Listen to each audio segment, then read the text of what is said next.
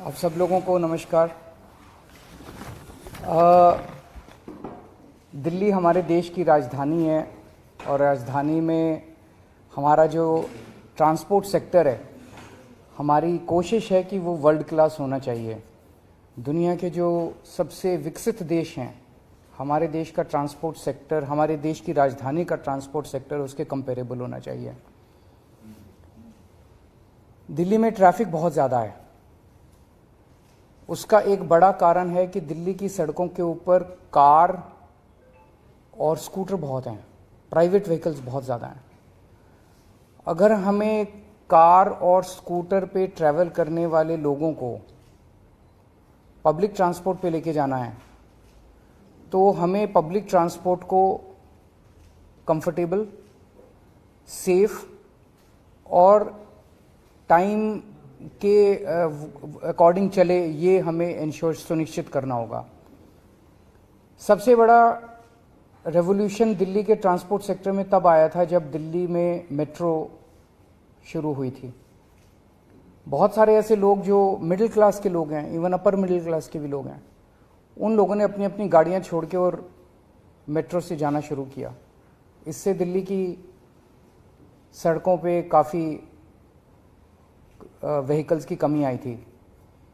लेकिन धीरे धीरे over a period of time, अब मेट्रो को भी 22-23 साल हो गए, 25 साल हो गए, धीरे धीरे दिल्ली की सड़कों पे फिर से ट्रैफिक बहुत ज़्यादा बढ़ गया है। मेट्रो खचाखच भर गई हैं, जिसकी वजह से एक रिपल्सिव इफेक्ट है कि जिन लोगों ने मेट्रो में जाना शुरू किया था, मेट्रो में जगह नहीं मिलती, बैठने की जगह नहीं मिलती, खचाखच भरी रहती है, वो आराम नहीं है। सो वापस लोग अपनी गाड़ियों पे आ गए, वापस लोग अपने स्कूटर पे आ गए। दिल्ली में बसें हैं, दिल्ली की डीटीसी की बसें हैं, क्लस्टर बसें हैं। वो बसेस लोअर मिडिल क्लास तक इस्तेमाल करते हैं लोग। बसेस एसी बसेस भी हैं, लेकिन बसेस में सीट की कोई गारंटी नहीं है। वो वाला कंफर्ट नहीं है जो एक अपर मिडिल क्लास या मिडिल क्लास एक्सपेक्ट करता है। उसको देने के लिए एक स्कीम के ऊपर हम पिछले 4-5 साल से काम कर रहे हैं। प्रीमियम बसेस हम लाने की कोशिश कर रहे थे दिल्ली में। ये अपनी तरह का पहला एक्सपेरिमेंट है पूरे देश के अंदर। इस तरह की प्रीमियम बसेस पूरे देश में कहीं एक स्कीम के तहत कहीं नहीं चलाई गई हैं। इसको एक स्कीम बनाई है हमने, Delhi motor vehicles licensing of aggregate premium buses scheme, aggregator. तो प्रीमियम बसेस के एग्रीगेटर स्कीम हम लेके आ रहे हैं। ये प्रीमियम बसेस जो हैं ये कंफर्टेबल होंगी, 2x2 की बसेस होंगी, एयर कंडीशनड होंगी। इनके अंदर बसों में वाईफाई होगा, जीपीएस होगा, सीसीटीवी होगा, पैनिक बटन होगा और सीट की बुकिंग जो है वो ऐप बेस्ड या वेब बेस्ड होगी। कोई भी खड़ी सवारी अलाउ नहीं की जाएगी, आपको शर्तिया तौर पे सीट मिलेगी।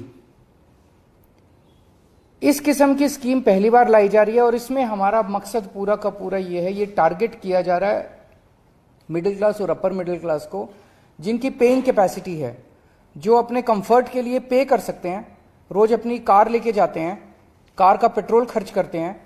लेकिन अगर उनको ऑप्शन मिलेगा कि एक बस है जो कि कंफर्टेबल है, तो हो सकता है, हम उम्मीद करते हैं कि बहुत सारे लोग अपनी कार छोड़ के और बसेस की तरफ शिफ्ट करेंगे। इसमें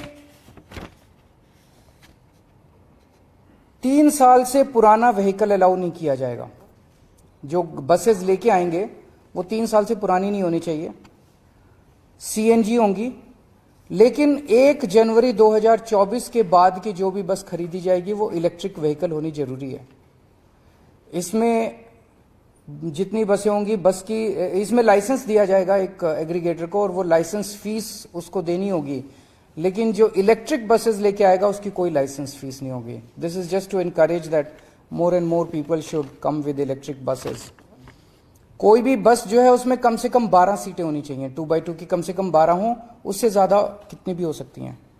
एक एग्रीगेटर कम से कम 50 बसेस लाइसेंस मिलने के बाद, लाइसेंस अप्लाई करेगा, लाइसेंस मिलेगा, लाइसेंस मिलने के 90 दिन के अंदर उसको कम से कम 50 बसेस ऑपरेट और मेंटेन करनी होंगी। सबसे खास बात इस स्कीम की यह है कि रूट्स हम नहीं देंगे, रूट्स एग्रीगेटर हर बस के खुद डिसाइड करेगा ऑन द बेसिस ऑफ जहां ज्यादा ट्रैफिक है वहां पे ज्यादा बस चलेंगी, तो ऑब्वियसली जहां वहां ज्यादा बस चलेंगी तो वो ट्रैफिक ईज होने में मदद मिलेगी। तो वो रूट्स खुद डिसाइड करेगा, खुद सेलेक्ट करेगा, हमें इन्फॉर्म कर देगा, दिल्ली सरकार को केवल इन्फॉर्म करेगा। फेयर भी वो खुद डिसाइड करेगा, मार्केट डिसाइड करेगी फेयर। हमारी एक ही शर्त है कि डीटीसी का जो फेयर है उससे ज्यादा होना चाहिए। ऐसा ना हो कि डीटीसी से कम फेयर, इसके अंदर डीटीसी से ज्यादा फेयर होना चाहिए। बाकी उसका जो भी है, जो मार्केट फेयर देने के लिए तैयार है वो फेयर चार्ज कर सकता है।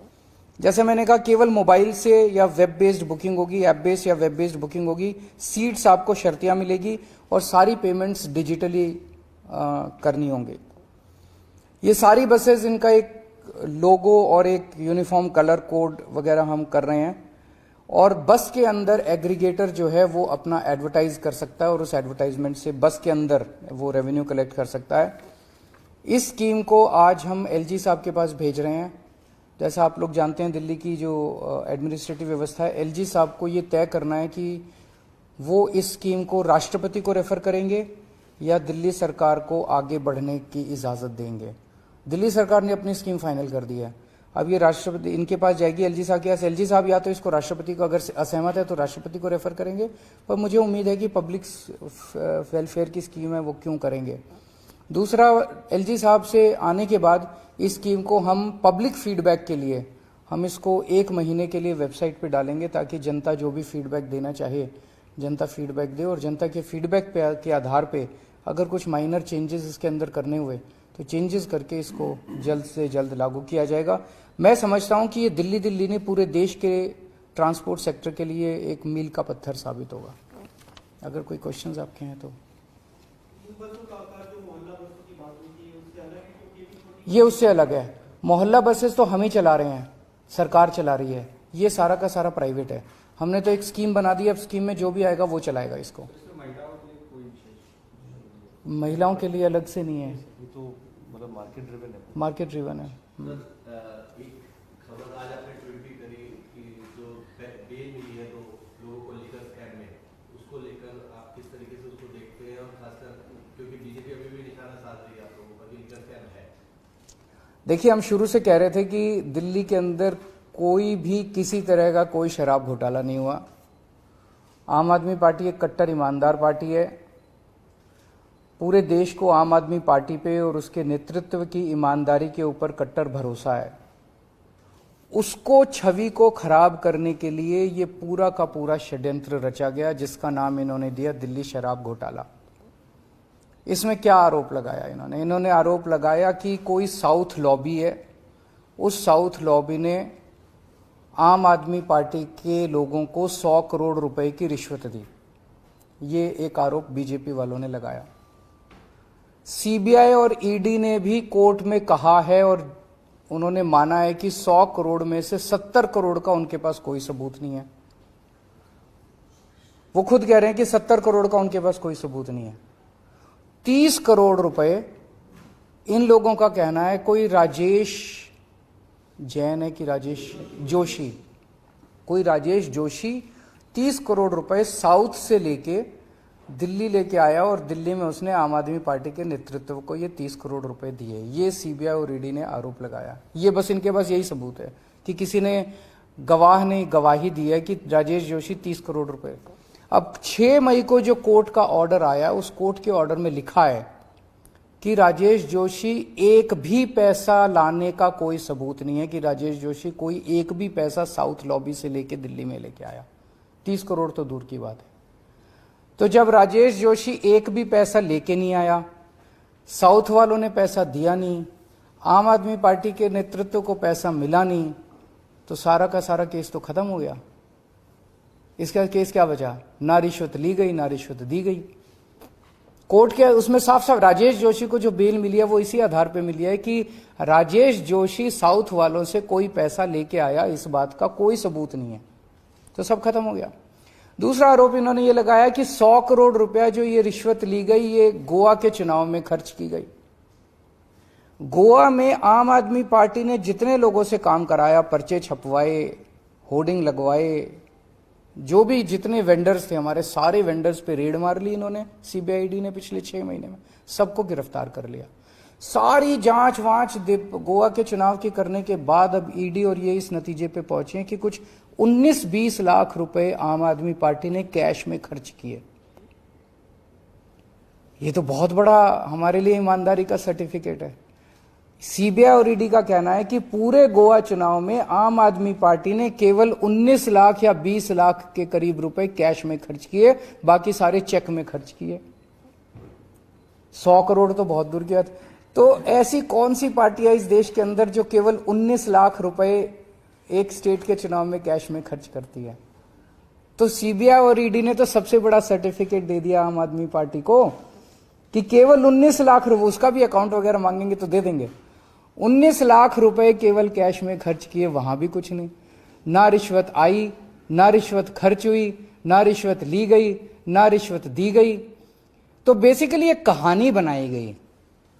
उस कहानी को प्रधानमंत्री जी की तरफ से सीबीआई और ईडी को दिया गया और कहा गया कि अब इसके इर्द गिर्द सबूत मैन्युफैक्चर करो, एविडेंस मैन्युफैक्चर करो। ईडी ने जाके कोर्ट में कहा कि मनीष सिसोदिया ने 14 फोन तोड़ दिए। बाद में जांच करने पे पता चला कि 14 के 14 फोन तो हैं, उनमें से 5 फोन तो इन्हीं लोगों के पास हैं। तो झूठ बोला ईडी ने। ईडी पे मुकदमा चलना चाहिए झूठ बोलने का। झूठ बोल के मनीष सिसोदिया की बेल नहीं होने दी। ईडी ने चार्जशीट फाइल की जिसमें कहते हैं संजय सिंह का नाम डाल दिया चार्जशीट के अंदर। जब संजय सिंह ने धमकी दी मैं तुम्हारे ऊपर मुकदमा करूंगा, तो कहते गलती हो गई जी, गलती से नाम आ गया संजय सिंह का, गलती से अनुराग ठाकुर का नाम नहीं आया, गलती से संबित पात्रा का नाम नहीं आया, संजय सिंह का नाम कैसे आ गया? तो गलती से थोड़ी आया। प्रधानमंत्री कार्यालय ने बोला कि संजय सिंह का नाम डालो, उन्होंने संजय सिंह का नाम डाल दिया। उनको ये भरोसा नहीं था कि संजय सिंह ईडी को भी धमका देगा। ईडी पूरे देश में नोटिस जारी करती है, जिसको नोटिस मिलता है उसकी पैंट गिली हो जाती है। संजय सिंह ईडी को नोटिस जारी करते हैं और जब ईडी को नोटिस जारी करते हैं तो ईडी की पैंट गिली हो जाती है। तो ईडी ने कोर्ट में जाके कहा कि संजय सिंह के खिलाफ हमारे पास कोई सबूत नहीं है, संजय सिंह का नाम गलती से आ गया। फिर 5 कम से कम ऐसे गवाह हैं जिन्होंने कोर्ट में कहा कि हमसे मारपीट की गई, हमसे प्रताड़ना की गई, मानसिक तौर पे प्रताड़ित करके हमको झूठे बयान दिलाए गए।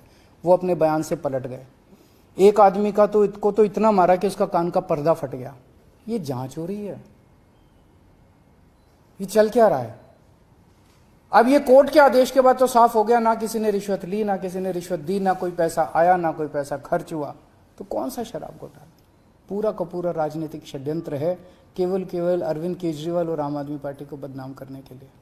सर, बीजेपी भी इस पे प्रेस कॉन्फ्रेंस कर रही है। 2 चीजें वो कह रहे हैं कि ये जजमेंट किसी पर्टिकुलर अभियुक्त के लिए था, पूरा जजमेंट नहीं है। इसके पीछे पूरा जो ब्रेन है मनीष सिसोदिया के, कोर्ट भी कह चुका है, कोर्ट में जो दलीलें रखी गई थी। दूसरा वो ये कह रहे हैं सर सिसोदिया की केजरीवाल पार्टी है। कर लें, उनका तो मकसद ही है। वो तो अभी कल में सत्यपाल मलिक जी का इंटरव्यू सुन रहा था, वो कह रहे थे कि अगले चुनाव के पहले ये केजरीवाल को भी गिरफ्तार करेंगे। कर लें, केजरीवाल बहुत छोटी चीज है, पूरा देश देख रहा है। आज जब प्रधानमंत्री मोदी जी की ईमानदारी के ऊपर बहुत बड़े बड़े प्रश्न खड़े होने लग गए हैं, इतने घोटाले अडानी का ये वो, इतने घोटाले के आरोप उन पे लगने लग गए हैं, तो उनको केजरीवाल आंखों नहीं सुहारा। उनको पूरे देश के अंदर अगर कोई ईमानदारी की बात करता है तो अरविंद केजरीवाल और आम आदमी पार्टी की बात होती है। वो हमारे ऊपर कीचड़ उछाल रहे हैं, रोज कीचड़ उछाल रहे हैं। तो गिरफ्तार करना चाहते हैं, करें। वो धमकी क्यों दे रहे हैं? भारतीय जनता पार्टी कह रही है कि अगला नंबर केजरीवाल का है। इससे तो ये साफ हो जाता है कि ईडी को और सीबीआई को यही चला रहे हैं। वो कैसे कह सकते हैं कि अगला नंबर केजरीवाल का है? सीबीआई ने उनको बताया कि उन्होंने सीबीआई को बताया। सीबीआई को बीजेपी चला रही है, जैसा मैं कह रहा था। ये तो साफ जाहिर है, बीजेपी बता रही है उनको कि अगला नंबर केजरीवाल का है, पकड़ लो अब इसको। और सीबीआई पकड़ लेती है, फिर सबूत इकट्ठे करती है कि केजरीवाल को फंसाने के लिए सबूत कहां से। मणिपुर में अभी 4 बच्चे हमारे दिल्ली के फंसे हुए हैं और उनसे मैंने अभी थोड़ी देर पहले बात की और उनको लाने का हम इंतजाम कर रहे हैं। फ्लाइट टिकट्स का अरेंज कर रहे हैं, वो उनको पहुंचा देंगे। आज शायद कोई फ्लाइट अवेलेबल नहीं है, कल फ्लाइट अवेलेबल है, तो कल उन बच्चों को ले आएंगे। बच्चे सेफ हैं, अभी अपने हॉस्टल में ही हैं और मैं अभी थोड़ी देर में मणिपुर के सीएम साहब से भी बात करूंगा इस बारे में। अपने 4 दिल्ली के बच्चे हैं।